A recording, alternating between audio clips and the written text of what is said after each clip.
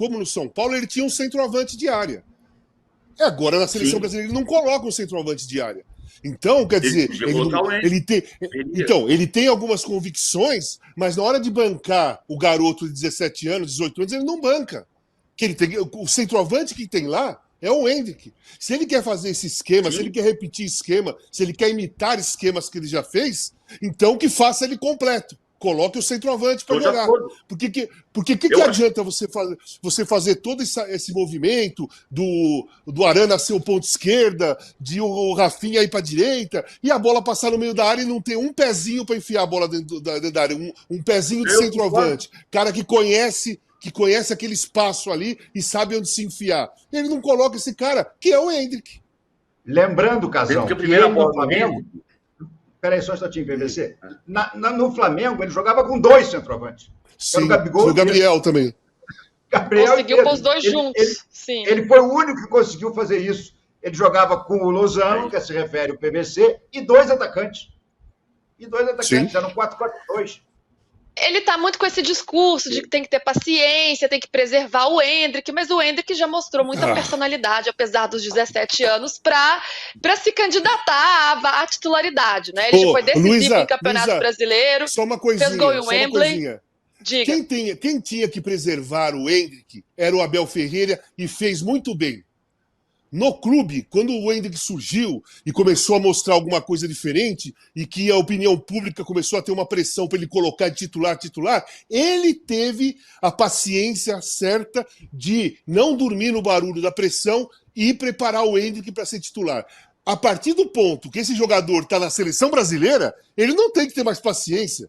É um jogador igual aos outros. Se você convoca 23 caras e você leva um garoto de 18 anos, então esse garoto de 18 anos tem que ser tratado, visto e como igual a todos os outros, porque você está numa seleção brasileira principal. Então não tem essa de ter paciência com o Endrick. Você não convoca jogador para a seleção brasileira para ter paciência. Você convoca jogador que você confia que pode entrar e jogar. Então não convoca. Então convoca um cara que ele ponha pra jogar. Então leva um centroavante que ele fala assim, pô, eu tô com esse moleque... Leva o Pedro, por exemplo. Leva o Pedro e coloca o Pedro. Porque com o Pedro ele não ia ter paciência. Se fosse o Gabriel, ele também não precisaria ter paciência. Se fosse, sei lá, se o Caleri fosse brasileiro, ele não ia precisar ter paciência. Por que tem que ter paciência com o Endrick se o cara tá na seleção principal? Cara, isso aí não faz sentido. E ele já chegou chegando, né? Ele já fez um primeiro jogo, já fez gol em Wembley, já fez gol no Santiago Bernabéu com 5 minutos em campo, com 9 minutos em campo. Se ele tivesse demonstrado assim que ele sentiu inicialmente, poderia até pensar, né? Mas ele já chegou mostrando toda essa personalidade. Agora, queria retomar o assunto do Vinícius Júnior, que o PVC chegou a tocar, mas queria ouvir Renato e Casão também, porque, claro, ele é a grande estrela dessa seleção brasileira, protagonista do Real Madrid, candidatíssimo à bola de ouro, a gente nem precisa falar sobre isso. Mas por que vocês acham que ele não consegue ter o mesmo desempenho? O time não o ajuda, o posicionamento não o ajuda, ou falta também ele assumir mais esse lugar de protagonismo? Porque a gente vê ele errando alguns lances que normalmente no Real Madrid ele não erra. Contra a Inglaterra ele perdeu gols que ele não perde. Hoje também muito apagado. Como é que vocês veem Vini Júnior hoje na seleção, Renato? Eu acho que ele não joga da mesma maneira que o joga no Real Madrid. Eu acho que não há o apoio. O Real Madrid joga para ele. O PVC desenhou muito bem até a maneira como ele joga no Real Madrid. O Real Madrid faz um esquema que joga para ele. Ele e o Rodrigo são os 2 atacantes lá na frente, soltos. A gente vê o Vini Júnior no Real Madrid fazer jogada até pela direita. Na seleção brasileira, não. Na seleção brasileira, ele fica pela esquerda. O Arana passava? Ok, passava, mas o Vini estava sempre ali pertinho. O Vini tinha que estar lá no meio da área, na frente da área, junto com o Rodrigo, para reproduzirem jogadas que faziam no Real Madrid. E não, na seleção ele está sempre amarrado. Agora, não tem jogado bem, independentemente disso. Eu confesso, hoje, por exemplo, eu acho que o marcador dele, aquele grandão, com quem ele até trocou empurrões e tudo, agora me fugiu o nome dele, marcou ele muito bem. O cara é muito bom marcador, entendeu? Agora, tira ele dali, o cara tá grudado, tá marcando quase que homem a homem, porque tinha uma sobra, traz o Vini pro meio, vamos ver se o cara vai vir junto com o Vini. Aí o Arana entra mais livre. Você tem que fazer o teu time jogar para os teus melhores jogadores. O Vini é a estrela desse time. O Dorival tem que arrumar uma fórmula, como o Ancelotti arrumou, de fazer o Vini a estrela do time. e não mais um jogador na ponta esquerda que ele substitui, como o Tite substituiu aos 18 minutos do segundo tempo do jogo com a Croácia, e os deuses do futebol disseram... E errou. Os deuses... Como é que é? Deus castiga quem o craque fustiga. Frase do querido Armando Nogueira. Foi exatamente o que fizeram com o Tite na Copa, depois dele tirar o Vinícius Júnior. Hoje, o Dorival tirou o Vinícius Júnior e também não conseguiu fazer gol. E empatou de uma maneira medonha com a fortíssima, a temida Costa Rica. Casão. Então, eu acho assim, hoje o Vinícius Júnior, para mim, foi a pior partida que eu vi ele fazer na seleção brasileira. Todos os dribles que ele tentou contra aquele marcador, contra outro marcador, contra outro, qualquer jogador que chegasse perto dele, que ele pegasse a bola, que ele pegava a bola e partia para cima, ele errou. Ele foi desarmado constantemente na partida de hoje. Então ele jogou muito mal. Mas, para mim, o pacote do Vinícius Júnior é bem maior do que só jogar bem ou jogar mal, né? O Vinícius sofre uma pressão absurda jogando no Real Madrid, na Espanha. Nós acompanhamos todos os anos, todas as vezes, a mesma coisa, a mesma perseguição, os mesmos ataques racistas, e ele assumiu como personalidade de bater de frente com esse pessoal. Então ele assumiu isso, ele bate de frente com esse pessoal. Mas, cara, bater de frente com essa turma não é uma coisa simples. Tem sequelas, tem ferimentos. Você não sai ileso de anos e anos, toda hora, uma temporada inteira, sendo atacado, perseguido por racistas o tempo todo, sendo corajoso, batendo no peito, batendo de frente, cobrando a justiça, cobrando ONU, cobrando todo mundo, cobrando uma atitude e continuando jogando, vai lá, ganha Champions, faz gol decisivo e tudo mais, e depois sai de lá e vem para uma seleção brasileira em reconstrução com a cobrança de ser o melhor jogador, com a cobrança de ser o cara que desequilibre os jogos. O cara da seleção brasileira tem a cobrança dele ser o cara que pode ganhar a bola de ouro. Então, o Vinícius Júnior, ele tem um pacote emocional gigantesco, tá? Então, eu acho que tem que olhar por um lado também do estresse psicológico que o Vinícius Júnior deve ter, né? Deve ter. E não é só a cobrança fora, é a cobrança dele mesmo com ele mesmo, sabe?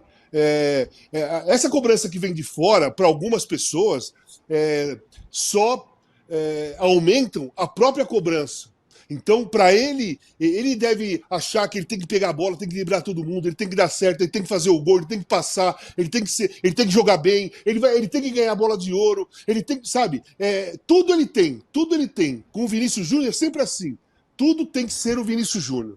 E eu acho que isso está começando a dar um desgaste emocional muito grande no Vinícius Júnior. Eu acho que eu não sei como é o staff dele, não sei como é a seleção brasileira, não sei o que ele procura fazer, mas eu acho que tem que ter um acompanhamento psicológico muito próximo, porque vai começar a próxima temporada e tudo vai começar de novo. Tudo vai começar de novo. Não é fácil para ninguém. Não é fácil nem para mim, nem para a Luísa, nem para o PVC, nem para o Renato. Você pense para o Vinícius Júnior. Então, cara, ano após anos, ele sendo pressionado, perseguido e batendo de frente. E sendo cobrado para ser o melhor, e o Brasil não ganha uma bola de ouro desde 2007, quem vai ser o cara que largou a bola de ouro, o Brasil não tem craque, não tem nada, e a cobrança em cima dele. Então o pacote do Vinícius Júnior, na minha visão, na seleção brasileira, é muito desgastante emocionalmente. Por incrível que pareça, ele se sente muito mais fortalecido estando dentro do Real Madrid, mesmo sendo perseguido por racistas, do que com a camisa da seleção brasileira. Não, só para deixar claro uma coisa, que assim, quando eu digo que o protagonista tem que ser o Vinícius Júnior, não é uma cobrança que eu estou colocando em cima dele, ou pelo menos não é a tentativa que eu tenho, né? Assim, mas é o que se espera dele, não é, PVC? Porque a gente está vendo que o grande jogador dessa geração, neste momento, é o Vinícius Júnior. Então, é por isso que se espera o protagonismo dele. Ele não tem a obrigação de ser protagonista. A gente não tem que criar... Outra coisa que eu acho que é um erro nosso do Brasil, eu não tenho a menor importância ganhar a bola de ouro para o futebol brasileiro. Importante para o futebol brasileiro é voltar a ganhar a Copa do Mundo. E quando o Brasil ganhar a Copa do Mundo, o natural é que o melhor jogador da seleção brasileira ganhe a bola de ouro. A gente às vezes inverte o eixo, né? Como se o futebol fosse tênis. Eu não acho que ele tenha obrigação nenhuma, não se trata disso. Mas de fato tem que ter um acompanhamento da seleção brasileira, do staff dele, por quê?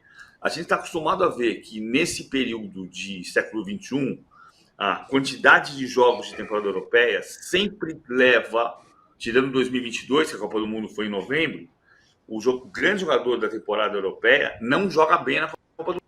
E isso pelo estresse comum da temporada. O Vinícius tem, o Casagrande tem razão, o estresse extra da luta contra o racismo. Em 2026 vai ser assim. Ele vai ter um estresse da luta contra o racismo, ele vai ter um estresse de uma temporada desgastante, porque ele vai jogar no Real Madrid. E ele vai ter que chegar na Copa do Mundo, quer dizer, ele pretende chegar na Copa do Mundo como protagonista, ou para ser campeão do mundo, ou para ser um destaque da Copa do Mundo do ponto de vista individual e coletivo, que é mais importante. Então, tem que ter o acompanhamento, estou de acordo. Mas o que se imagina é que uma nova seleção, e eu acho que a seleção brasileira está nessa Copa América para tomar pancada mesmo. Aqui não é para ganhar essa Copa América. Eu não tenho a menor ilusão de que o Brasil vai ganhar essa Copa América. Claro que não é para dar vexame, mas não é essa Copa. O Uruguai é favorito nessa Copa América, a Argentina é mais forte que o Brasil nessa Copa América, a Colômbia é mais forte que o Brasil nessa Copa América, não perde a 20 jogos. Agora, o Brasil precisa montar um time que passa pelo Vinícius Júnior protagonista para chegar forte na Copa do Mundo de 2026. E isso depende de uma preparação do Vinícius, de entender como é que ele está, entender como é que ele vai chegar em 2026. Se não ganhar a Copa América, sem dar vexame, é o ônus. O Brasil repetiu de ano em 2023, não por culpa do Dorival, por culpa do Edinaldo Rodrigues. E o Brasil precisa ganhar a Copa América? Ou o que importa mesmo é a preparação para a Copa do Mundo, Renato? Não, eu acho que o Dorival precisa ganhar a Copa América. Eu acho que se o Dorival não ganhar a Copa América, ele pode não chegar na Copa do Mundo. Acho que passa a ser um risco real não chegar na Copa do Mundo. Agora, se ele ganha a Copa América, ainda mais se ganhar da Copa América derrotando a Argentina, atual campeã do mundo na final, aí o Dorival arruma um cacife para ir fácil até a Copa. Mas jogando assim, se for eliminado, por exemplo, na fase de grupos, que existe, já passou a existir essa ameaça, eu acho que o Dorival não vai em frente, não. Eu acho que o Dorival precisa ganhar essa Copa América. O Brasil não necessariamente. O Brasil pode trocar de técnico e se encaixar e ganhar a Copa do Mundo. A gente já viu isso, né? Filipão entrou faltando quanto tempo para a Copa de 2022? PVC sabe melhor que eu. Quanto tempo foi? Um ano. Um ano e ganhou a Copa do Mundo. 4 dias. Então, 364. Imagina, e foi campeão do mundo. Então, eu não acho que para o Brasil, em termos de pensar em Copa do Mundo, a Copa América seja fundamental. Mas para o Dorival é. Se ele for eliminado nessa fase de grupo, eu acho que o Edinaldo vai ligar para mais alguém. Renato, posso falar uma coisa, Luísa? Até que o PVC pode me ajudar. Em 2016, o Brasil foi eliminado na fase de grupos, né? E o Dunga caiu. E a seleção estava em sexto lugar. Nas eliminatórias. Tanto que entrou o Tite, não foi? Entrou o Tite, a seleção mudou, arrancou, fez uma bela Copa eliminatórias. É claro que o Dorival não tem culpa alguma, nem responsabilidade, nem estava na seleção para ela ficar em sexto lugar. Ele nem disputou nenhum jogo das eliminatórias, né? Mas a chegada do Dorival foi para montar uma seleção organizada que jogasse melhor, pelo menos, do que aquela do Diniz e antes do Ramon Dias. Foi essa a mudança, não foi? A mudança não foi essa? Precisamos de um treinador que organize o time e que comece a fazer uma renovação e que quebre aquela panela e que comece o time a jogar bem. Ok. E tinha o lance também de resgatar uma identidade, né, cara? Resgatar uma autoestima, depois de todos os desastres que aconteceram nessa gestão. Resgatar a identidade, uma identificação melhor com o torcedor brasileiro. Era um pacote bem difícil de fazer. Mas ele começou muito bem. né? Começou mudando, começou convocando novos jogadores, quebrando aquela panela. O time jogou bem contra a Inglaterra, teve um poder de reação impressionante contra a Espanha. Já não jogou tão bem assim contra o México e nem contra os Estados Unidos. Aí você começa a Copa América contra a Costa Rica, um time horrível. Esse time da Costa Rica, ele é péssimo, gente. É péssimo. E o Brasil empata 0-0, chutou 19 ou 20 bolas na direção do gol e só acertou 3 ou 4, no máximo. 3 ou 4, de 20. É um erro de precisão, de finalização, de falta de tranquilidade para finalizar, para marcar o gol, muito grande pelo adversário que você está enfrentando. Se você joga contra uma Argentina, um Uruguai, uma Colômbia, sei lá, contra grandes seleções espalhadas pelo mundo e você tenha uma certa insegurança na hora de finalizar, de fazer um gol, ok. Mas contra a Costa Rica, você tem que chegar lá e meter o gol. Sabe? Que ganhe de 2, 3-0, que ganhe de 2-0. Você não pode sair de um jogo empatando 0-0 com essa Costa Rica aí, sem, na realidade, ter feito tanta coisa assim para poder vencer a partida. Porque volume de jogo, posse de bola, número de chutes na direção do gol, não significa que você teve realmente chances claras de você matar o jogo. Não significa isso. Eu acho que o Brasil teve o controle do jogo, foi ataque contra defesa, mas na minha visão, não fez nada tão grande assim para poder vencer a partida. É a visão que eu tenho. Teve aquele chute do Paquetá na trave, o chute do Arana que o goleiro defendeu, né? Algumas bolas ali que passou ali na frente, aquela confusão, ninguém chutava, um cai, outro cai, mas cara, claramente você amassar o adversário, como o Flamengo fez. Por exemplo, o Flamengo amassou o Fluminense domingo e ganhou por 1-0, um gol de pênalti. Mas amassou, mereceu meter 7. O Brasil empatou 0-0 e não mereceu fazer 4-5. Merecia ganhar por 1, não por 4-5. Contra uma equipe fraca, péssima. É claro que não tá bom. Não, é claro que não tá bom. É evidente que não tá bom. Ninguém está satisfeito com o Brasil 0, Costa Rica 0. Não tá bom. Agora, eu só estou ponderando questões que são assim, a gente acabou de falar da história do Filipão, que mudou de técnico, ele assumiu o cargo no dia 1º de julho, estreou, né? Ele assumiu um pouco antes, ele estreou dia 1º de julho de 2001 contra o Uruguai, perdendo em Montevideo por 1-0, e foi campeão do mundo dia 30 de junho, por isso que eu falo 364 dias, da estreia ao título mundial. Que foi o penúltimo jogo dele, depois ele fez só um jogo festivo em Fortaleza. E já estava fora. Mas o quinto jogo dele... Não foi? Perdeu para o Paraguai, foi. Perdeu o Paraguai de 1-0. O quinto jogo do Filipão foi Copa América da Colômbia, Brasil 0, Honduras 2. Brasil 0, Honduras 2. E Honduras não era uma seleção nem sequer que tinha jogado a Copa do Mundo anterior. A Costa Rica hoje é muito mais jovem.